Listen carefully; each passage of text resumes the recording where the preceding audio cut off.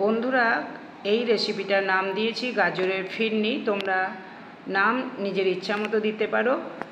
রেসিপিটা দেখলে বুঝতে পারবে কত সুন্দর একটা রেসিপি এবং কত কম সময়ের মধ্যে সহজে করা যায়। যারা মিষ্টি ভালোবাসো তাদের এটা খুবই পছন্দের হবে।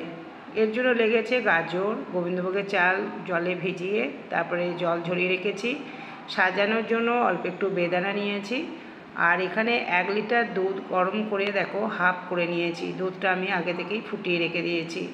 আর গাজরটা মিক্সিতে গ্রেট করে নিয়েছি।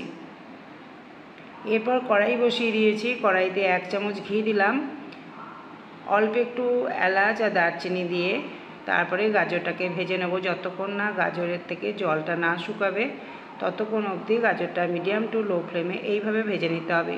বন্ধুরা, আজকে আমি ক্যামেরা আর রান্না দুটো একসাথে করছি, যার জন্য একটু বেঁকে বেঁকে যাচ্ছে। এর জন্য আমি দুঃখিত।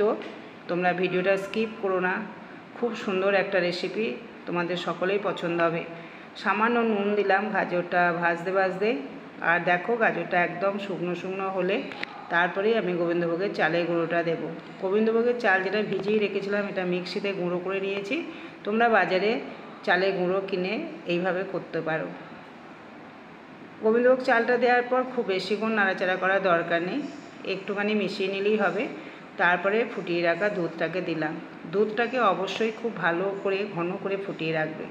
আর দুধে যে বাটি দেওয়া জলটা ছিল তার মধ্যে আমি 2 চামচ মিল্ক পাউডার দিয়ে সেই দুধটাও দিয়ে দিলাম। এবারে আমি মিডিয়াম টু লো ফ্লেমে ভালো করে এটা ফুটিয়ে নেব। যখন দেখব দুধটা অনেকটা কমে এসছে তখন এখানে চিনিটা দেবে। চিনিটা কখনোই আগে দেবে না। দেখো অনেকটা ঘন হয়ে গেছে দুধ। এবার আমি চিনিটা দিলাম।